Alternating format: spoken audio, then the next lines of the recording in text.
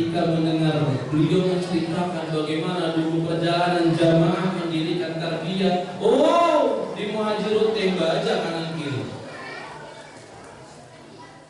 Dipanggil orang ini, dipanggil yang lain. Itu menjadi cerita bahwa pendidikan karakter yang dibangun oleh para alim kita dulu membangun jiwa spiritual yang kuat.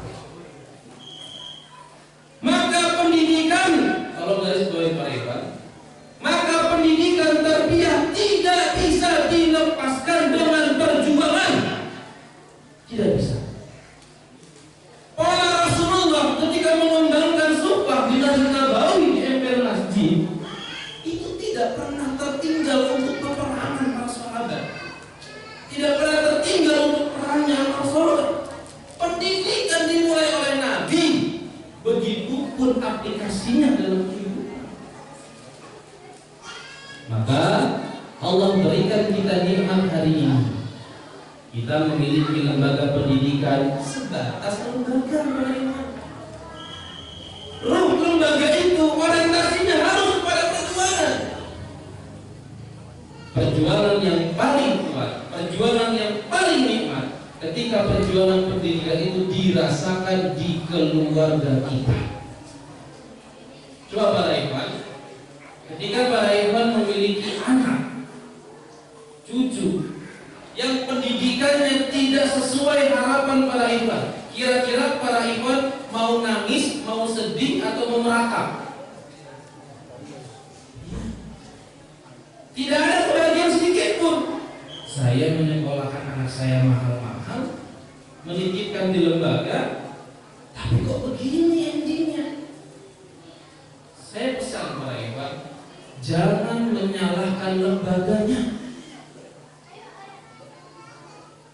Salahkan diri kita selaku pendidik pertama.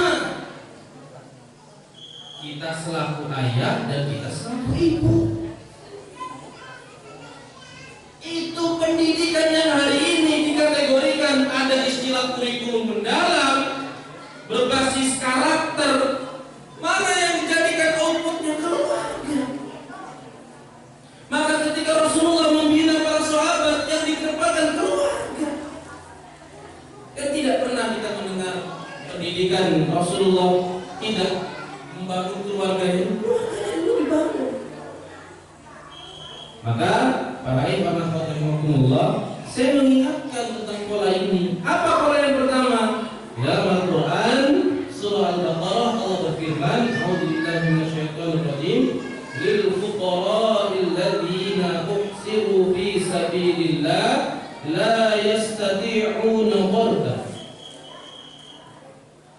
Seringkali kita mengatakan bahwa semua pendidikan itu mahal. Atau mungkin saja banyak yang mengkategorikan pendidikan itu harus gratis. Kalau para ikhwan yang punya mindset pendidikan itu mahal, monggo. Kalau para ikhwan yang memiliki mindset pendidikan itu gratis, silahkan. Itu hak prerogatif para ikhwan.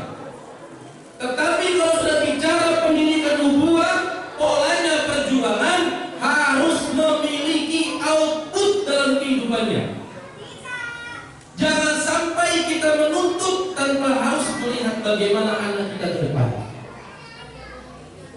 Apa di antaranya?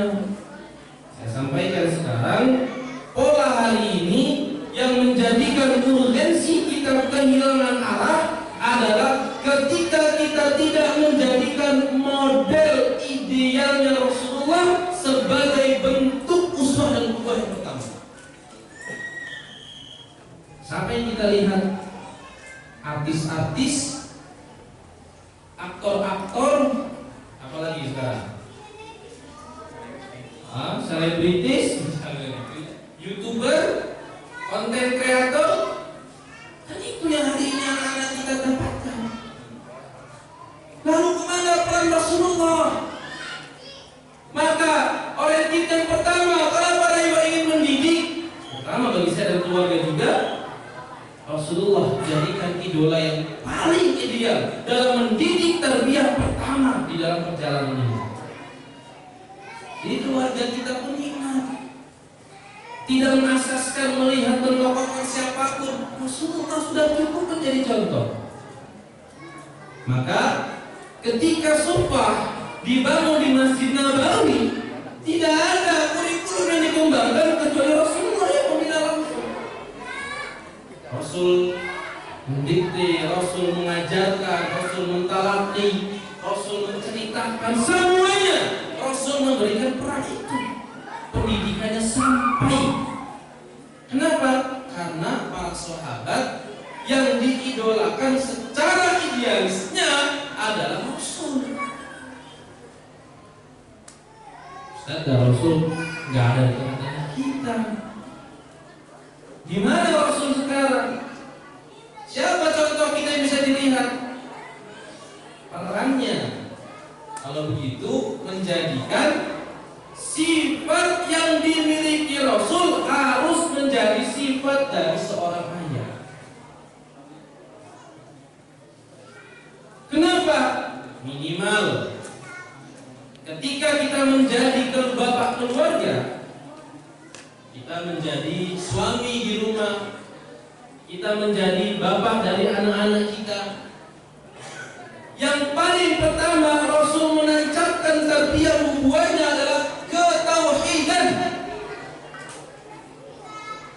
Kita selaku suami kalau di rumah, dan di rumah selaku bapak, ayah, abi, kuatkan yang pertama adalah ketauhidan.